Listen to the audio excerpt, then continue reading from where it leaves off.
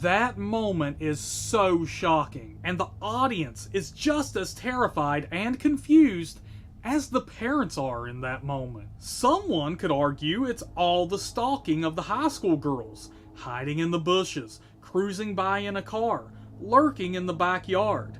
You could say it's when Michael shows up dressed as a ghost and Linda thinks it's her boyfriend. The audience knows it's not her boyfriend under that sheet, but poor Linda doesn't have a clue. And then it's even worse, because when he attacks her, she's on the phone with Lori. So Lori, unbeknownst to her, just listened to her friend being murdered, and Michael picks up the phone just so he can hear Lori's voice. Another great scene, still not the scariest, is after Michael's been shot by Loomis and presumably killed. They go to look for his body only to find that he's not there. He's vanished into the night, and Lori comes to the realization that he is, in fact, the boogeyman. What's the boogeyman?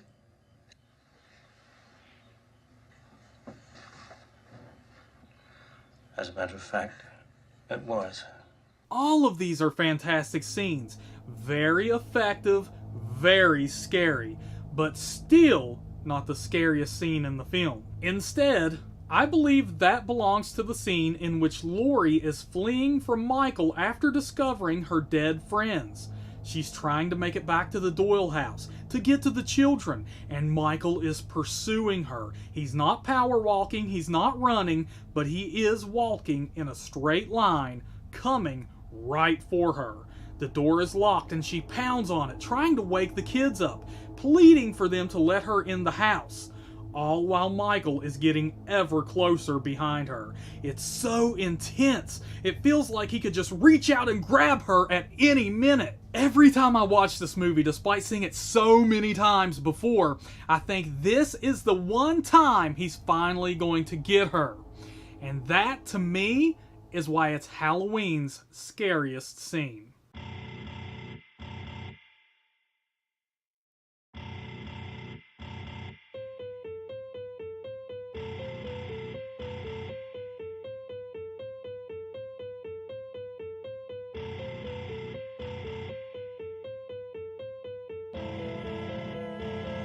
Director of the first film, Wes Craven, didn't return for A Nightmare on Elm Street 2 because he didn't want to work on something he didn't own the rights to. You know, I didn't want to keep going on something that was owned by somebody else. Plus, he didn't have the greatest relationship with New Line Cinema founder Bob Shaye. I don't think that there was a real conversation about Wes doing Nightmare 2 because he and Bob had such a stressed relationship. It was a long time before I think they spoke to each other. They did send Craven the script for the sequel, allowing him to give notes on it, but they didn't actually want his input. I thought the script was quite inferior, and I had a lot of notes, and they said, we just want to shoot this, so off they went. Director Jack Shoulder was not a fan of the original film. I was never a huge fan of the original. I mean, I understood why it was good, and I understood why it was successful.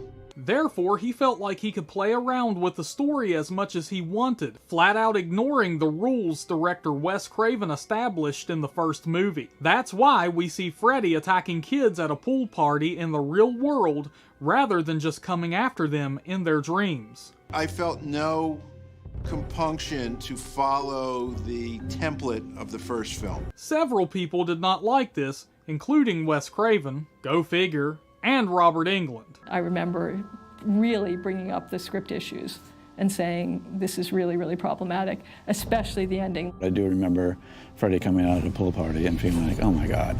Wes objected to the fact that Freddy appears when everybody's awake. There's certain rules you don't break. In the Wes Craven Bible, we broke a couple of rules. If he's out someplace, just out in the open and surrounded by big teenagers, it's not going to have the power. You know, it's just, you're just running up against a wall right away as a director to make that scary. Robert Englund's agent wanted a ton of money from New Line Cinema if they wanted Englund to reprise his role as Freddy Krueger. New Line didn't have a ton of money, but they did have a solution. And Bob Shaye said, why do we need to have Robert Englund? Because he's just a guy in a rubber mask. They found out pretty quickly that Englund is irreplaceable. We started Nightmare on Elm Street Part 2 with an extra in a rubber suit and mask. And he was just atrocious. He would walk like a dime store monster. He would sort of hunker around. Moving around like Frankenstein. Going like this. He was just terrible, terrible. Leave a comment below if you support Robert Englund as Freddy. Michael J. Fox was originally considered for the role of Jesse Walsh, but was unable to accept due to scheduling conflicts with Back to the Future. When this baby hits 88 miles per hour, you're gonna see some serious shit. Other actors who auditioned for the role include John Stamos, Christian Slater, and Brad Pitt. Have mercy. Founder of New Line Cinema, Bob Shaye, originally wanted to play the role of Grady's dad. Bob Shaye has always been a slightly frustrated actor. He had wanted to play the father of Robert Rustler. Let's face it, while his dad doesn't get much airtime, it's definitely a role that requires some emotional highs. Lyman Ward is an established actor that's capable of delivering those emotional highs. Bob Shaye, on the other hand... What do you mean? Director Jack Shoulder, like any other director with common sense, told Shaye he'd rather have an experienced actor in the role, which resulted in Shaye almost firing the director on the spot. I said, I need a real actor to play that role. Bob got very offended by that. And at one point he even threatened to fire me. Jack could end up being a jerk from time to time, and that was one of his jerkier episodes. Luckily for the both of them, they were able to come to a compromise, and we got this epically hilarious thing of beauty. Bob Shaye looked darling in his leather costume as the bartender. He was so sweet, and I want you to know that we all believed him. Like this video and subscribe to the channel right now, or else Freddy will come and get you in your dreams. Trust me. A scene in the film had to be removed because it made actor Mark Patton so uncomfortable. It's no secret that there are sexual undertones throughout the movie. Undertones. Some crew members loved them, some hated them. However, Patton believes they went too far when they wanted Freddy to put his blades in Jesse's mouth, and he refused to do the scene. I said, well, you know, whatever. I mean, I can go there with you. And my makeup artist, he comes running across, screaming at the top of his lungs, stop! He needs makeup. And so he grabs me and he goes, don't you dare let him put that blade in your mouth. It'll look like you're blowing him. I don't see the big deal, bro. Patton, who landed the role of Jesse Walsh, had actually tried out for the original A Nightmare on Elm Street, but didn't land a role.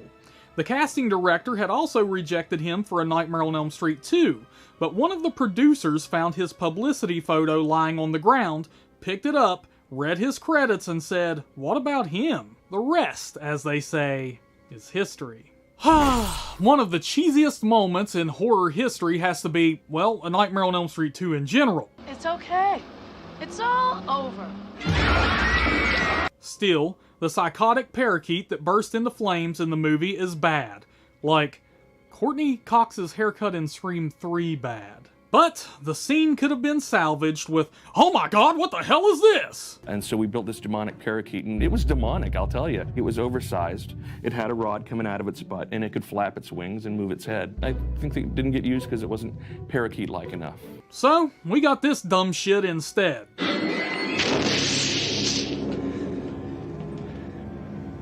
Well, at least we've got you, Clue. Mark Patton's biggest regret in his entire film career definitely has to be Amityville Clown House. Certainly it's one of a kind. If there was one thing that I could delete from my filmography in my entire life, it would be that dance scene in my bedroom. Oh, well, I guess my opinion just doesn't count for anything. But Risky Business with Tom Cruise was so popular that they wanted to rip it off, even though Patton absolutely did not want to do the scene. But we all know how that went. The original idea for Nightmare on Elm Street 2 is quite shocking. Screenwriter Leslie Boehm had written a script entitled A Nightmare on Elm Street 2, Freddy's Baby. My concept was a homage to Rosemary's Baby. I came up with a plot that had a new family move into the house. A teenage boy, his pregnant mother, and a stepfather the boy didn't get along with. It was a real bloody, scary idea. Much more physical and realistic because the... What is going on out there, horror fam? Can everyone hear me? I just want to make sure everything is A-okay, because if you can't tell, I'm totally rocking a new setup tonight in a new location. So please let me know if everything's good or not. I'm on vacation here, peeps. You're getting vacation Steve, okay? So I need to make sure we're all good to go. All right, JK giving the thumbs up. Chad Edmonds, Farron B, Samuel Stokes, DOD. What is going on out there, people? Huh? What's going on, man? So, I'm totally doing a little bit of vacationing right now. I am not home. I'm out of state. And I'm going to, tonight, I want to do a bit of an easier podcast because I'm kind of going to fly through this. If anything, this one is going to go under the hour rather than over, because after this, man, I just finished lifting some weights, so I'm going to go hit the hot tub, baby. That's right, you heard me, the hot tub. All right? Where I'm at, just had a brand new hot tub installed. They have Bluetooth speakers built into it, so I'm going to get some pissed off neighbors tonight, baby. I'm going to crank some Cannibal Corpse through those speakers and see how much they like it. And if you can't tell, I'm wearing my Elvira shirt. Thanks to you, DOD. That's right. DOD sent me an Elvira shirt for me's birthday. Thank you, DOD. We love you. So, like I said, I'm on vacation. Tonight we're going to talk about an easier topic. We're going to talk about some upcoming horror movies and what I'm looking forward to and stuff like that. And some stuff that I've recently discovered that's apparently going to come into existence. But before we get into that, I would like to share this with some of you. So, since I'm on the big vacay, something I hit today, because we don't get them in West Virginia, at least nowhere near me. I ran into a flea market, and I love hitting these things. People who have access to flea markets are probably like, well, that's not a big deal. Come on, man. For me, it is. Okay? And I'm looking for a certain movie. I've been looking for Strangeland on DVD. Yes, the D. Snyder movie, the obscure-ass D. Snyder movie. I've been searching for it for a while now. Nobody ever talks about it, and I can't even remember if it's good or not. I just want to watch it. I haven't seen it in so long. And while this flea market did have some surprising movies, they did not have Strangeland. So the search continues, but I did want to share with you all what I picked up. Now, I had Anna with me, of course. We're on vacation together here, come on. And I picked up 3 horror movies and 3 not horror movies. If y'all want to see the not horror movies, let me know, I'll show them off. But here's what I picked up today. This first one is still sealed. And I picked this up because Everything Horror Collector, I talked to him a little bit, and he said, dude, you have got to read The Silence of the Lambs. If you like the movie, which I do, I like the movie a lot. He's like, you got to check out the book. So I've been checking out the book, and I run into the flea market today, and I spot this for $3, still sealed. And I don't think I own this on DVD or Blu-ray. Hey, thank you, Chad Edmonds, man, for the 5 buckarooskies. What a total stud, people. Let me tell you something. That 5 buckarooskies, it's going to be put to good use while I'm on vacay here. I could really use that. And as you can see, our goal has been hit. So in case you all were wondering, I am house sitting for Necro. If you couldn't tell by the giant Captara, whatever the hell he has back here, like a printout of the poster, but it's on like a painter's canvas, along with the full Roman armor back there. I'm at Necro's house, people. I'm at Necro's house. He's out of town. And I was like, hey, we'll set the goal up. $1, I'll get him in trouble with his neighbors tonight. So we'll see what we can do. I'm going to hop in that hot tub and crank up those Bluetooth speakers and see what we can do, baby. Yeah, Briggs caught the poster, huh? Yeah, I'm at Necro's house right now. pretty BA, let me tell you something. But I picked up this movie, Red Dragon, and we'll go ahead and read the description to you kind folks out there. Anthony Hopkins reprises his Oscar-winning role as the infamous Dr. Hannibal Lecter in the thrilling prequel critics are hailing as a suspenseful masterpiece. After capturing Dr. Lecter, FBI agent Will Graham, played by Edward Norton, retires, only to be called back to active duty to hunt down an elusive killer, the Tooth Fairy. Red Dragon is the electrifying, critically acclaimed movie that returns the series to the Silence of the Lambs form. So, once again, this was inspired by everything Horror Collector and the fact that I'm reading the Silence of the Lambs novel right now. Patty Heckman, John Heckman, welcome to the stream, baby. What are y'all doing tonight, huh? Y'all doing good out there? Wish y'all were on vacation with us. And Anna picked up this movie. She said this is one of her favorite movies, and I haven't seen it. It's called Contact, starring Matthew McConaughey and Jodie Foster. The exciting adventure of the day we make contact with life beyond Earth comes to the screen with a profound sense of wonder and a dazzling visual sweep that extends to the outer reaches of space and the imagination. Jodie Foster is astronomer Ellie Arroway, a woman of science. Matthew McConaughey is a religious scholar, Palmer Joss, a man of faith.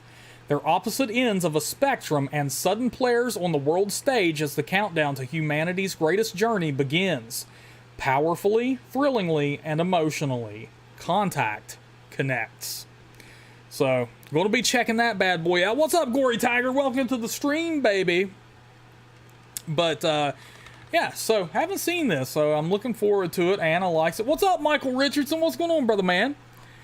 Now, here's a movie that I've been talking about to Anna and telling her how hilarious this movie is. Now, granted, I haven't seen it in a while, and the last time I watched it was with a group of friends, so it does have that nostalgic factor, so it'll be interesting to revisit this one. But I didn't even know it was on Blu-ray, I don't think. Until today, I found this on Blu-ray. I thought, you know, and it surprised the hell out of me. I had to pick it up. And that is Otis, the uncut version.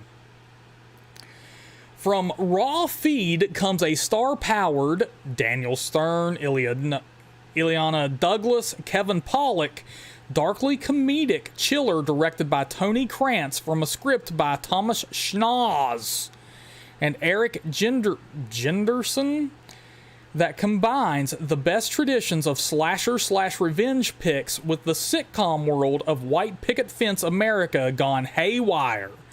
Sometime pizza guy and full-time psycho, Otis thinks he's a wicked dude until he meets the Lawsons, his latest victim's happy suburban family. The Lawsons aren't happy anymore, and they have a truckload of power tools. So, this is going to be badass. I'm so excited I found this, and I finally get to show it to Anna. And to me, I remember liking it a lot. I remember finding it hilarious. I hope she does too. But man, what a find, huh?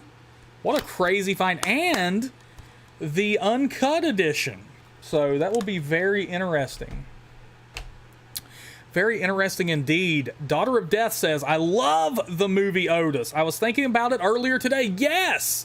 Oh my God, when she hands him like the money because he's the pizza guy and he's leaving and he just stands there and smells it. Oh my God, so hilarious. JK wants to know, did anyone catch the new Hellraiser? I think the Cenobite looked like they were cosplaying. JK, I did catch the new Hellraiser and I wasn't that impressed with it. Like I know reviews are mixed on that one, but oh yes, DOD, definitely Otis is a dark comedy. JK, I suggest you see it, man. It's pretty funny. And thank you, Chad Edmonds. Really appreciate that, man. The $5 definitely helps All right, my friends. So, unless, like I said, I picked up some other movies that are totally non-horror related, unless you guys want to check those out, I'm going to move on to talking about some of the upcoming horror of the year, and some of which I'm looking forward to. Now, some that have been... One set of horror films that has been confirmed that I'm really curious about is that The Strangers, if any of you are familiar with that set of movies, is getting a parts 3 through 5, apparently. Now, The Strangers, the original, is a home invasion flick with 3 masked killers who break into people's homes and, well, they're killers, so they kill. That's what killers do. Very creepy, very suspenseful, very straight up slasher horror flick, man. I really like the original Strangers, and then, it didn't get a sequel for like 10 years. And it was kind of a sequel was talked about forever. And then we finally got one, like I said, about 10 years later. Sort of out of left field, man. They kind of let the hype die, and then they, suddenly there's a sequel, which is fine. The sequel, I actually like the sequel. I saw it as well. It's not as good as the original, but I did like the sequel. It's called The Strangers 2: Prey at Night. However, they have now announced that they will be doing a Strangers 3, 4, and 5. And there's not much information on these sequels other than the fact that they're going to be directed by the king of sequels, Renny Harlin. Now, you may remember Renny Harlin as the director from A Nightmare on Elm Street 4, The Dream Master, and he's done Die Hard 2. Tons of other sequels, man. Not many people trust Renny Harlin with giving him like an OG film, even though I think he was the director of The Devil's Pass, I believe it was. But yeah, there you go. See, that's what I'm wondering, Daughter of Death. She says, I hope they don't run the Strangers movies into the ground. Yeah, it's a little bit weird that they would announce a parts 3 through 5 all at once. That's definitely alarming, but it does show confidence. But at the same time, it's like when people announce that they're going to do a series of films, it's alarming because it's like, well, number one, you have an idea what the movies are going to look like as they come after each other, but also it's like, what if The Strangers 3 absolutely shits the bed and they have written it in a way that allows it to be part of a 3-film series? So you get no fucking closure. It's just like, we've seen other movies do that where they leave, instead of, they sacrifice a really strong story or a really strong ending in hopes of leaving it open for a sequel just in case. And then, it's like, no, focus on giving us one damn good movie. And then if it's successful enough to where they could, a sequel is necessary or whatever, or at least an option, then you worry about how you're going to continue the series of films. Then, only after. Don't do it before. If you do it before, you're going to screw yourself. You're going to write yourself into a... You might. I mean, nobody wants that shit, man. Nobody wants to be left hanging. You know what I'm saying? So, definitely a very interesting setup they're going with there. Welcome to the stream, Charlotte Davis. Total newcomer here. Definitely hit that subscribe button and become part of the horror fam. You're now one of us. You will never grow old and you will never die, my friend. Welcome aboard. So glad to have you. Like I said, this stream is a little bit different from my typical ones as I am on vacation. As you can see, you're getting vacation Steve tonight. Ready to hit the hot tub after this, and I'm in a totally different setting. I'm crashing Necro's crib, and Dragon Blues, as you can see, we've hit the goal tonight. It was only $1. Just because I don't really need monetary influence to, get Necro in trouble with his neighbors. So I'm glad we could make that happen, folks. Party, party, baby. Let's do it. Yeah, so Michael Richardson says he just saw Evil Dead Rise. He really liked it. He raised his hair on his arms and everything. Dude, Evil Dead Rise, folks, if you haven't seen it, support it. Check it out in theaters. It is really good. It is really nice and relaxing to see a horror film that isn't pushing some sort of bullshit message or some sort of agenda. You can just sit back, relax, and enjoy the movie without being preached to, okay? It's just a straight-up horror film. Go check it out. Go support it.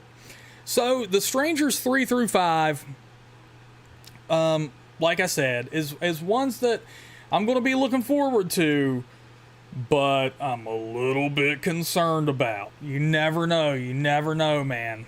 When you plan a series of films, you never know when it could go kaput. All right, let's see here. Another one, and you all have heard me talk about this before, that I'm looking forward to. I've seen the trailer a few times now because I've seen a lot of recent horror films in theaters. And that is The Last Voyage of the Demeter. Now, I'm going to go ahead and read you the synopsis here. Strange and horrifying events befall the doomed crew as they attempt to survive the ocean voyage from Transylvania to London, stalked each night by a merciless presence on board the ship, a legendary vampire known as Dracula. When the Demeter finally arrives off the shores of England, it is a charred, derelict wreck. There is no trace of the crew. So we've heard of this story mentioned in Dracula adaptations and stuff like that before. But we don't really know exactly what's happened. We just know that the ship shows up that he takes from Transylvania to London, and everyone is dead on board. That's all you know. We're finally gonna get to know. We're finally gonna get that information. What in the hell happened on the Demeter? And I am freaking excited, man. This is gonna be badass. So apparently, this story, which was written by somebody whose name I cannot pronounce, we'll just call him Shut. It's like Braggy F Shut, some shit. I don't know. Apparently, he wrote this story 20 years ago. He came up with a story 20 years ago, and no one was willing to produce it.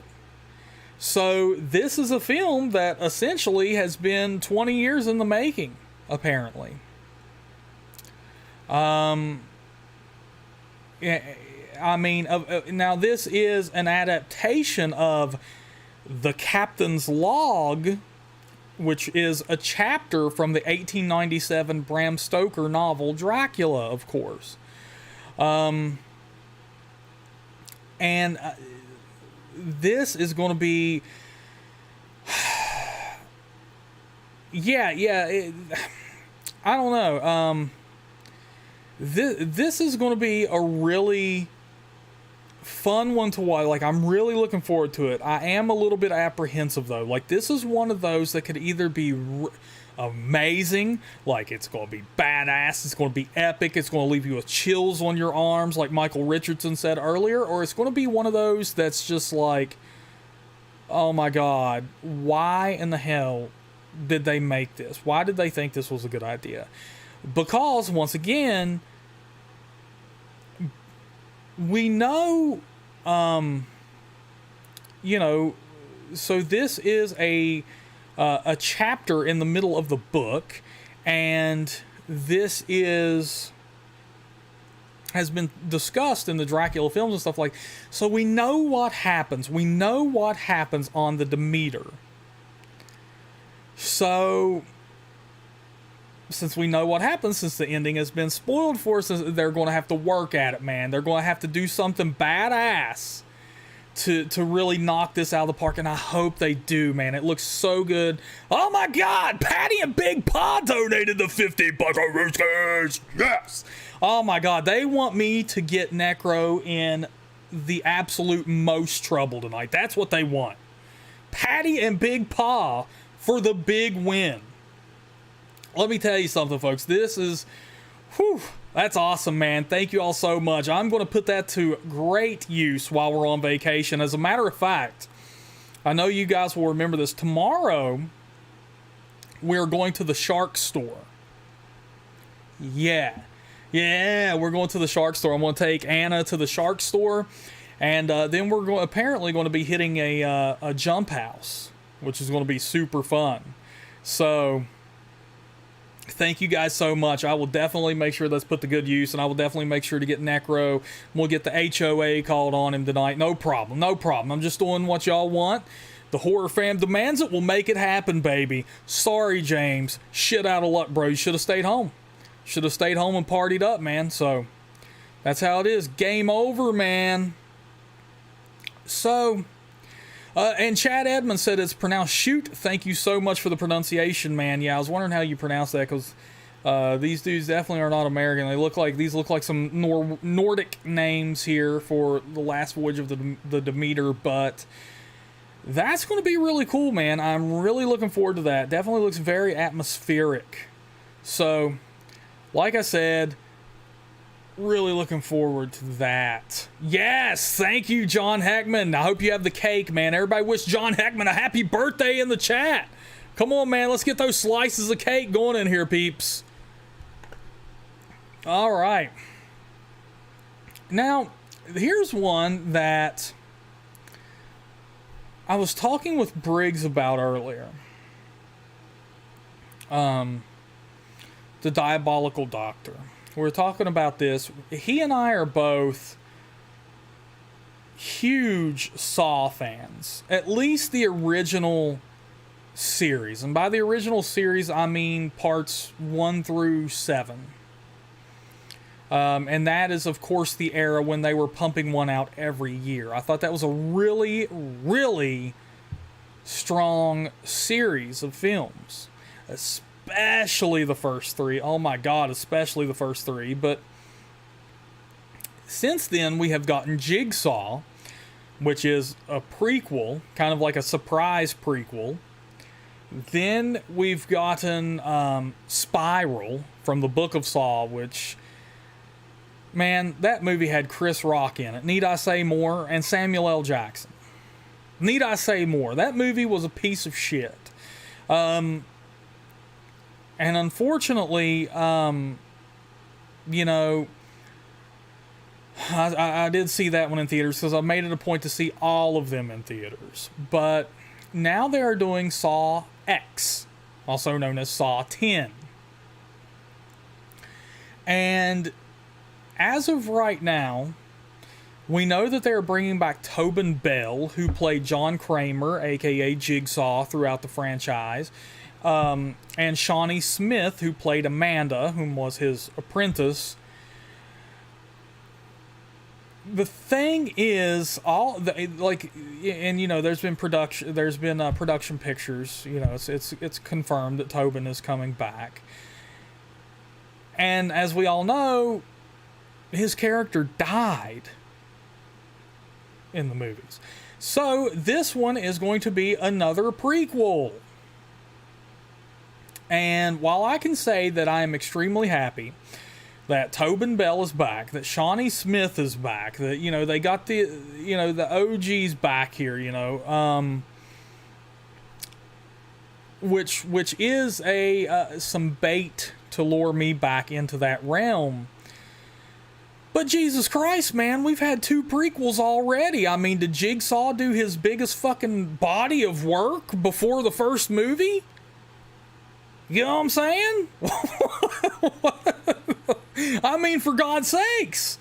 Jigsaw died in the fucking 3rd one. And he's in a hospital. He's confined to a hospital bed in the 3rd one. And we're going to have 2 prequels. I mean, so... and the rest was just left up to apprentices? I mean, Come on, dude. Come on. Let's see here. Chad Edmond says, I dislike Jenna Ortega because she ruined the Wednesday dance. I can, the Jenna Ortega discussion is definitely, I'll save that for another night, but I think they wanted to make it their own thing in the show and kind of pay homage to the old one, though. They didn't want to totally knock it off. Because there's no way, a 20-year-old woman is going to look as cute as a little, 8-year-old girl doing that specific dance she did in the original television show. Michael Richardson, hey, brother, you have a great night, dude. I will catch you next Thursday, my friend. You be safe out there, dude. Daughter of Death wants to know, is that Mothman next to you? No, that is not Mothman. That is legitimate Roman armor that Necro owns, and it is legit. This ain't no costume shit. This is a real set of armor. I have moved it, and I can tell you now, that shit be heavy. That's legit, man. That is legit. Yeah, there you go, Chad. It says, there's a topic for you, Bojangles. Movie series that should be discontinued. Yeah, that's one that needs to be discussed. I don't know, Saw, they're dangling the bait in front of me with Tobin Bell returning and Shawnee Smith and all this, and, they've... there's just so much money there that they just cannot leave it alone. So we're going to get something, and it sucks because that series was so well written and well produced. Like I said, at least the original 7 or whatever, but I don't know, man. Saw X, I'll be there to see it in theaters. I can't let the streak die. I've seen them all in theaters, but this one's going to be weird, man. I mean, come on, that's hard. That's hard, man. 2 prequels, come on, man. It's like you're devaluing John's work from the original film with each one, and you're devaluing the franchise as a whole too. Yeah, Chad Evans, pumping movies just because, man. Come on. All right, now here's one that I know Dragon Blues is going to be interested in hearing about, even though she's going to be a little bit bummed because she is a huge fan of the Blade series. Well, there's going to be a reboot of the Blade franchise. It's, of course, going to be a remake, I guess. I don't know. I'm so confused on the damn... now there's reboots, there's requels, there's remakes. It's like, whatever. This is going to be another damn Blade movie. But it is slated... Now, here's the deal, though. It is slated for a September 6th, 2024 release date. But the problem here is that, well, first I'll tell you, this movie, the original follows the story of a vampire hunter played by Wesley Snipes, who is half human, half vampire. So he can walk in the day and all that good stuff. So he gets all the benefits of being a vampire and none of the weaknesses. But there's been major problems with the production of the Blade reboot, remake, whatever you want to call it. Number one, this franchise, New Line Cinema owned the rights to it. They secured them from Marvel. Well, New Line Cinema decided, hey, we're not going to make another Blade movie. We're going to let that franchise die. So those rights reverted back to Marvel. And Marvel has decided that they're going to reboot it. So, the thing is, this thing has went through production hell. For instance, pre-production was originally aimed to begin in September of 2021, and then it got pushed to July 2022. they found their director, Bassam Tariq, to direct the film, and then he fell out. And, I mean, there's just so many, you know, he left the production. There are so many times where this film was slated to begin filming, and production just got pushed back. And then they tried to, of course, you know, find a new director. And now after tons of stuff went wrong with this production leading up to this, starting in 2021, now pre-production on this film, has been put on hold. Yes, Chad, exactly, because of the writer's strike. So, you know, apparently they were working on an updated draft of the script and time ran out. So, and you know, production filming was originally set to begin next month in Atlanta, and that's not going to be happening anymore. So Marvel's Blade is stuck in production hell, period. So, hey, good night, John Hackman. Y'all have a great dinner. Happy birthday, my friend. Y'all have a great night tonight. Y'all be safe out there. We will holler at you guys soon. And, of course, hopefully see you next weekend, or next Thursday, excuse me. Let me see here. I got to make an adjustment here on, like I said, I set up this new setup since I'm on vacation, and there we go. So, Blade, am I looking forward to it? Not really. I'm not a bit as big. I like the Blade films. They're fun. They're mindless fun. You can sit back and enjoy. But is it something that I'm not a super hardcore fan like some people, and that's totally cool. But I'm like, well, what? It's a kind of a whatever thing for me. It's like, am I super pumped for it? No. Do I care? Would I be bummed if it didn't happen at all? No. Nope. So, hopefully they can get everything sorted out, though. Yeah, there you go. Chad Evans says, I'm a Bladey. Dragon Blues, like, it's me. I love them. Yes, she does. She loves them. She quotes Blade all the time. Now, here's another one, and I would be interesting to hear Briggs's thoughts on this one, DOD. A new Blair Witch sequel has been announced. And that's about it. It's only been announced. There's like no other information on it other than filming is set to begin this fall. And the original, of course, followed a group of documentary filmmakers who went into the woods of Burkittsville, Maryland, to film a documentary about Ellie Kedward and the Blair Witch, and they never came out of those woods. Spooky stuff happened. But, since then we got the Blair Witch 2 Book of Shadows, which, let's just say everybody hated that movie. I can get enjoyment out of it to an extent, but it's not a good movie. I will totally admit that, but it's one of those that I can put on, and it's kind of like, the aesthetic kind of like soothes me, like I can fall asleep to it. I'm like, oh my god, it looks like Halloween.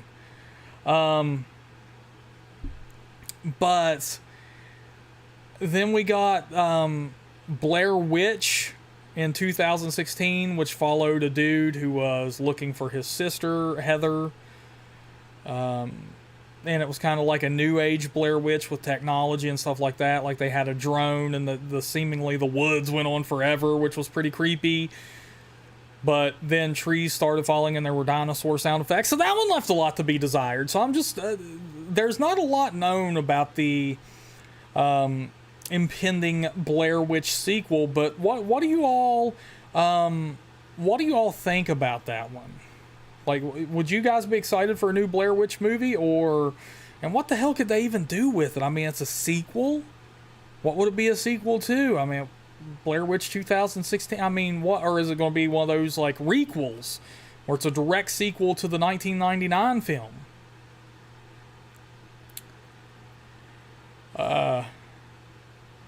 Oh my God, yeah. Dragon Blue's calling me out for loving the Blair Witch 2 for Erica Learson. I do love Erica Learson, but I like that. I like the aesthetic of that movie, but it's not a movie that I love by any means. I totally admit that it's a bad movie. Totally. Yeah, there you go. Briggs says you just have to say the term Blair Witch sequel and you know what he thinks. But what do you think they could do with it, Briggs? Like, what in the hell could be their next move? You know what I'm saying? And JK says, no, the Blair Witch Project was a one-and-done classic. Yeah, I don't know. I mean, yeah, I don't know, man. I don't know. I don't know what the hell they could, what they could have done. I mean, but like, it's like we talked about earlier with the Saw franchise, man. There's too much damn money to be made, and the Blair Witch was massive. I mean, massive. That is the last truly viral horror film. Well, I guess Paranormal Activity will be up, but I don't know, man. Blair Witch was like a fucking phenomenon, dude. Like, it took the internet by storm. It took mainstream media by storm. Yeah, I would definitely, Blair Witch was like the height of that viral sensation, man. Yeah, JK says, now that the gimmick is exposed, it just isn't effective. And that is what was part of the Blair Witch Project's major success, was the fact that it was a gimmick, man. That viral marketing, that, that people that thought that this movie was real, thought that the documentary angle was real, that these kids really got lost. And, they aided that along by putting up, missing persons posters and all that. But crazy. Now, here's one that I did want to mention, and this one sounds like it might be, it'll be interesting, okay? I'm going to watch it. But it caught my eye because of the poster artwork and the fact that this is a subgenre of horror that doesn't get a ton of love, and some of the love it gets isn't the best either. But it's called Scream of the Wolf. And the plot's pretty interesting here. During filming of a British low-budget horror movie, the cast and crew begin disappearing. As the full moon rises, the nightmare begins, and the werewolf strikes. So, that sounds interesting to me. That's one that, I would be very interested in checking out. Anyone associated, I'm not recognizing any names here. It's being put out by a damn company I'm not familiar with. It's a UK werewolf movie. The werewolf design looks pretty creepy, pretty damn creepy. I wish I was on the others. I wish I was at home. I would show the pictures on the stream right now, but this looks pretty creepy. Lightbulb Film Distribution's commercial director Matthew Kruse was quoted saying, "What drew us to Wolf Manor," which is the original title of Scream of the Wolf, is that it's a thoroughly entertaining ride, which doesn't take itself too seriously. The production team and cast have clearly had a lot of fun making this gory creature feature, and the end result is something very special. We're very much looking forward to releasing Wolf Manor to UK and Ireland audiences in January 2023. So, now of course this is being distributed over here. Uncorked Entertainment is going to be handling that. It looks like it will make it here June 13th, 2023. But I don't know about y'all, but I think that one sounds pretty fun. Pretty fun. One to check out. Yes, there you go, Dragon Blues. This kind of ticks a couple boxes for me. It's both werewolves and a movie about making a movie, and I love those. Love them. Yes, Chad Edmonds. Let us not forget we all hate Jason Blum in here. And don't worry, I'm going to get to that smarmy son of a bitch before this is over. I'm going to get to Jason Blum because, unfortunately, he's producing a film on this list. Now here's a title that you would never. This shit caught me majorly off guard here, and I guarantee you, if you guys haven't heard of this, it's going to catch you majorly off guard. In 2024 or 2025, there's going to be a new Faces of Death film. Yeah. Let that one sink it. Go ahead and clean those underooskies, because I said it. There's going to be a new Faces of Death film, and it looks like it's going to be a remake. So this is about a female moderator of a YouTube-like website whose job is to weed out offensive and violent content, and who herself is recovering from a serious trauma. And she stumbles across a group that is recreating the murders from the original film. But in the story, primed for the digital age of online misinformation, the question is, are the murders real or fake? Yeah.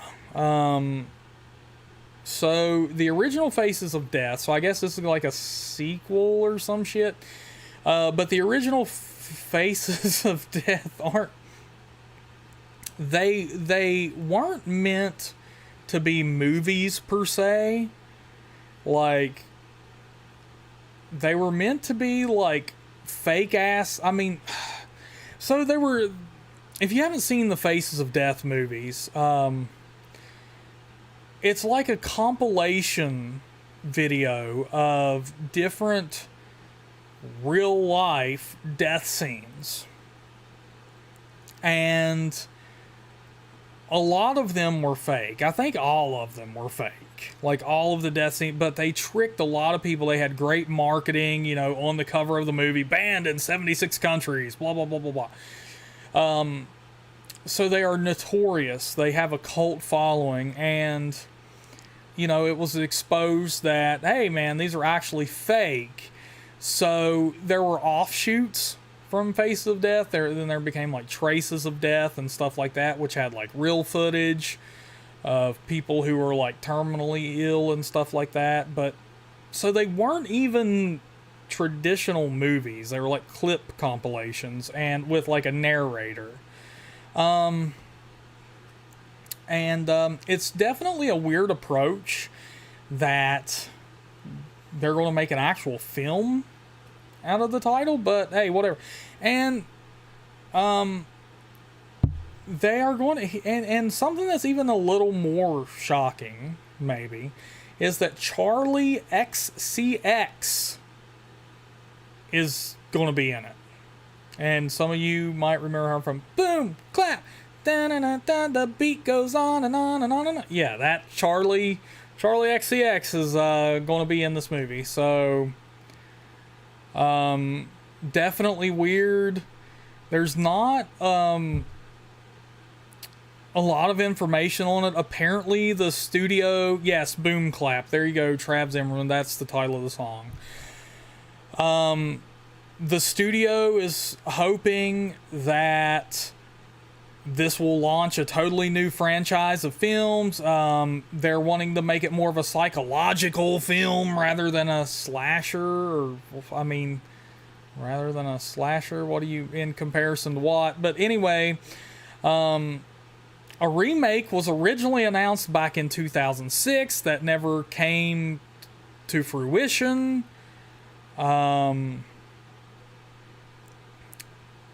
So you could say that this has been in development, but I would imagine that would have been a totally different movie. So, but it is filming, or it did. I'd imagine production is wrapped by now, or, well, maybe not. No, probably not. It's filming in New Orleans right now, I would imagine. And this will, and for those of you who are liking the Charlie XCX, this will make her big screen debut, my friends. So, and the other, this is coming from Issa Mazay. I'm not sure how to pronounce her name. She is the director of this film, who used to be a webcam model in the past, and she made a movie in 2018 called Cam.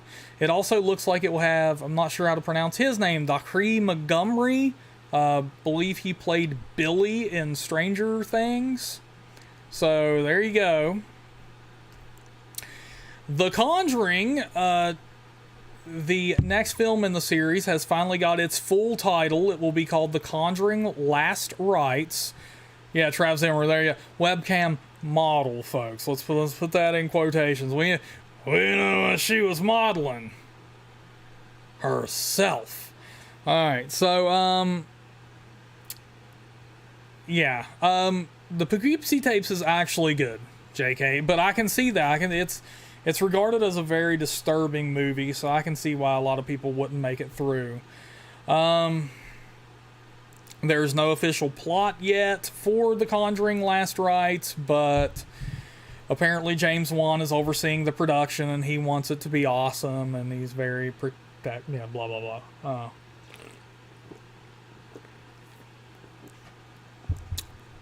There you go, JP. Webcam models model whatever the paying customers request. There you go. So, there you go, man. The Conjuring is coming, of course. We know that's a lot of money to be left on the table there, but that is a very strong set of films too. So, you know, they haven't, you know, they keep putting out bangers. So, more power to them. And they're not rushing anything, you know what I'm saying? So, we'll see. We'll see.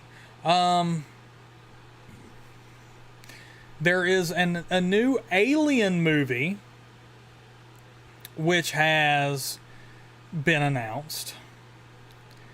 And it is filming in Budapest, Hungary. It will be directed by Fede Alvarez, or Fede, however you say that. He is the director of the Evil Dead remake.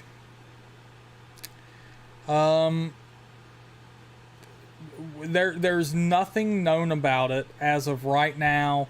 It's going to be its own. It's rumored that it's going to be its own little standalone Alien movie. Like, it's not going to be linked to the rest of the franchise. It's just going to be in the same universe. And it is going to be made, apparently, okay, so here's the info on that. So it is apparently being shot for Hulu as part of 20th Century's ambitions to make more than 10 movies a year for the Disney-owned streaming service. So, not because they, no, just because we have to hit a certain quota of films here. So, that's our motivation for releasing another Alien, and it might be able to make some money. It's not a film that has to be all things to all people with those gargantuan budgets. They get to be authentically what they are, and this is closer to its genre roots. Therefore, they're not willing to fork up a decent budget for an Alien film, is what they're saying here. Even though those movies have made so much damn money for these production companies, they just want to milk the franchise at this point, is what they're saying. And folks, I'm putting us at the 10-minute warning here, so make sure you get your questions or any comments in, and I will get to them.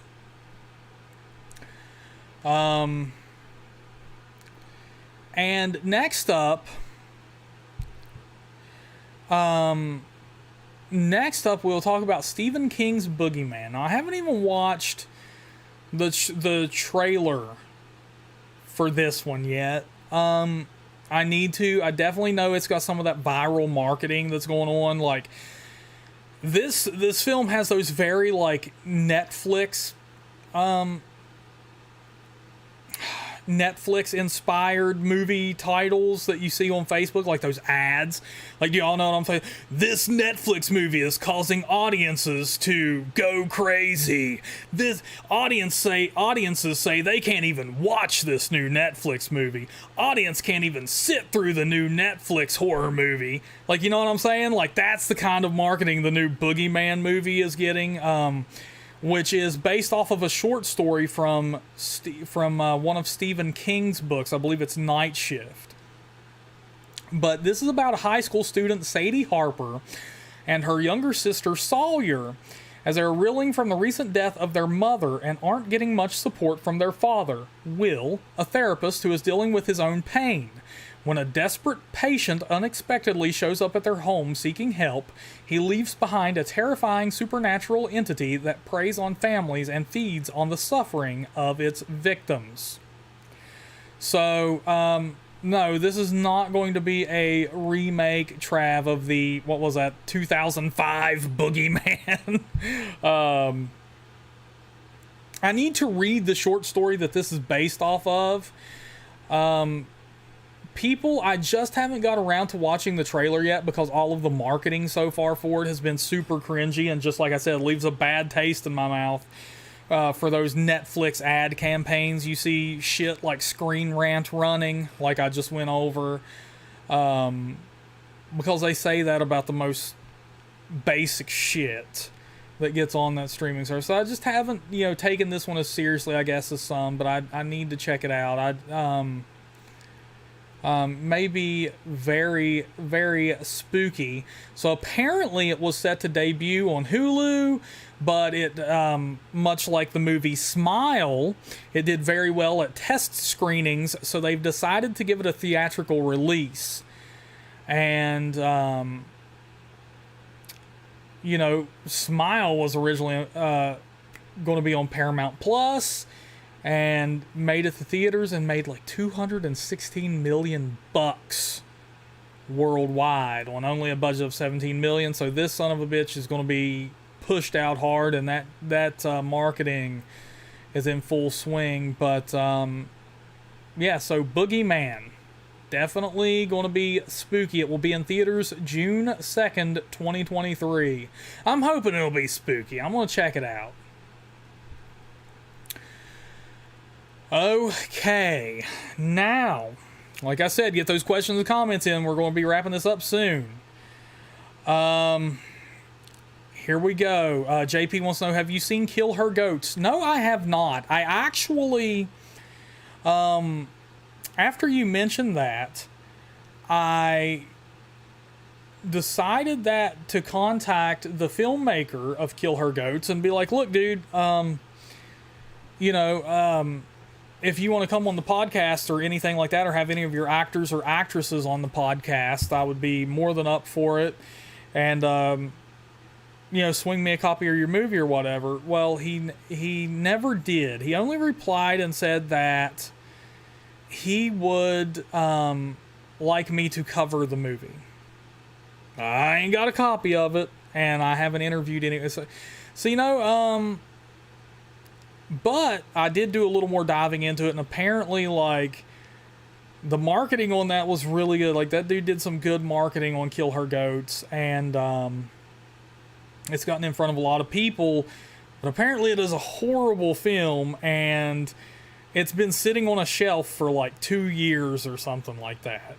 And that's probably why he was unable to lock down any actors or actresses, because hell, he might not even be in contact with them anymore. The movie's been sitting around forever. Yeah, there you go, Chad Edmonds. Boogeyman will at least make $100 million. It's a Stephen King movie. Come on, man. Dragon Blues says Smile was not worth the watch. JP says Smile was a stinker. I saw it as well, and I have to say, agreed. Totally agreed. Yeah, we're going to have to make Necro watch Kill Her Goats with us when he gets home, man. Let's see here. So next up, folks, like I said, get those question comments wrong. We're going to be wrapping this up here in a minute. I'm going to go get in the hot tub. Vacation here, people. Go on. Next up, my friends, The Exorcist Believer. Coming to us from Jason Fuckface Blum over at Blumhouse Productions. And written and directed by David Gordon Green. Now, we saw the talent of these folks when they touched the Halloween franchise. This movie is coming out October 13th, 2023. JP with the $20. Oh my God, how the hell have we made $75? People just want me to ruin James's house. That's what it is. They want me to get him in trouble with it. No problem. Not a problem. If that's what y'all want, not a problem, baby. I'm just, hey, I'm listening to the horror fam, and that's the exact same thing I'll say when, when I cause a ruckus later. But, yeah, there you go, JP. We're going to trash the place, man. Totally. I'm going to just go hog wild in here, man. So, okay, here we go. The Exorcist Believer. Coming out October 13th from Blumhouse Productions. Written and directed by David Gordon Green. So, right now, Linda Blair has been rumored that she will be reprising her role as Regan McNeil, but that's not confirmed. It is confirmed, however, that she was on set for a few days, but only as an advisor. That's all they'll release. So maybe they're wanting to save that for a big surprise that she's in it. I don't know.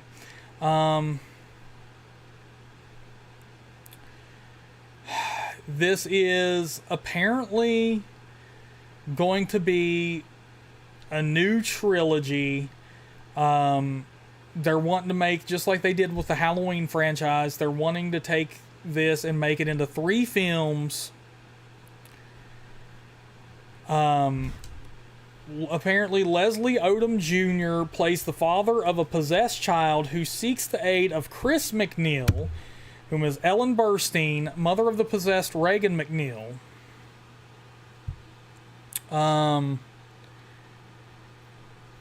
I mean, dude, it,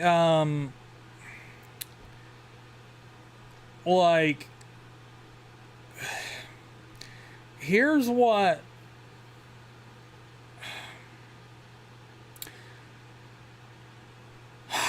let's see here. Here's what David Gordon Green had to say about this project, and shit, man.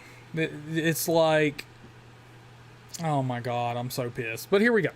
The Exorcist has been written. That was one of my pandemic projects. Well, I'm glad you can devalue The Exorcist. That it is a project. It's just one of my pandemic projects. They're like, fucking really? You're touching horror. This is horror's holy ground right here, man. This is the holy grail. It was just just something I took on during the pandemic there. Really? Really?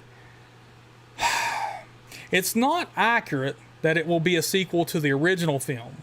I like all the Exorcist movies, and not only do I like them, I think they can all fall into the acceptable mythology for what I'm doing.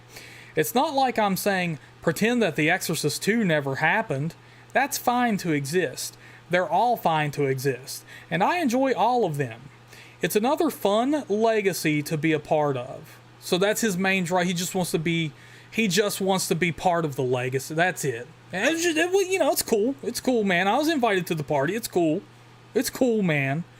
And hopefully we'll get that going in the near future. That one is a lot of research rather than just impulsive screenwriting. That's one that you talk to a lot of people. You read a lot of books and do a shitload of interviews. There was such a dramatic authenticity to what that original film is. It's a lot more than I anticipated getting into it. And I guess I was naive to think that. But it was very exhilarating to be involved in a lot of these conversations that you find yourself in. And then actor Leslie Odom Jr. had this to say. It's very exciting. Yeah, we're on week 4. I'm having a ball with David Gordon Green on this cast. I hope and believe that we're making something, first of all, really scary and fun, but also meaningful and, you know, deep. You know, deep. Jesus Christ, man. These people, these illiterate fucks. Like, where do, you know what I'm saying? Like, these are the people that are working on the new Exorcist film. Could you imagine Jason Miller or Ellen Burstyn saying that shit when they were working on the original? Yeah, we're just making we're making a fun and scary, and we hope along the way, it's deep, like what? Yeah, these fucking guys right here, man, that's what I'm saying. Jesus Christ. You know what, man? Jason Blum, you're a fucking joke. You're a joke, dude. You don't have a creative bone in your body. You don't. You've admitted it. He's a money man. That's all he does. And David Gordon Green, he fucking shows up. He looks like Ellen DeGeneres, and he does the most basic bullshit job you can do. He's probably one of those schmucks that have like the fucking miniature basketball net over in the corner that he throws a damn styrofoam basketball through every now and again.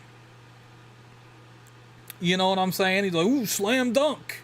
Had to do a lot of research on this. I had to read a book. This one's going to be, deep.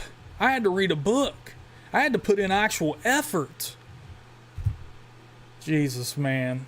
Yeah, David Gordon Green smells his own farts. He has miniature balls. David Gordon Green, you have raisinette balls, bro. David Gordon Green, you smell like milk. You bum. You smell like bad milk. Soapy milk, bro. Alright, my friends. Well, I have gotten to the 9:02 minute mark. I totally meant to be off of here a little bit sooner than later because I'm going to get in the hot tub. I'm telling you what, man. You get me on The Exorcist. I do this. I need to calm this blood pressure down.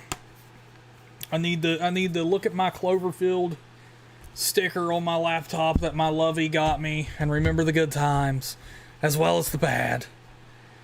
I'm telling you, Chad, if Jason Blum wants to do it, brother, boxing match, MMA match, slap fight, fucking thumb war, whatever Jason Blum wants to do, man, I would take that opportunity and I'd beat his ass at a game of chess. I don't care.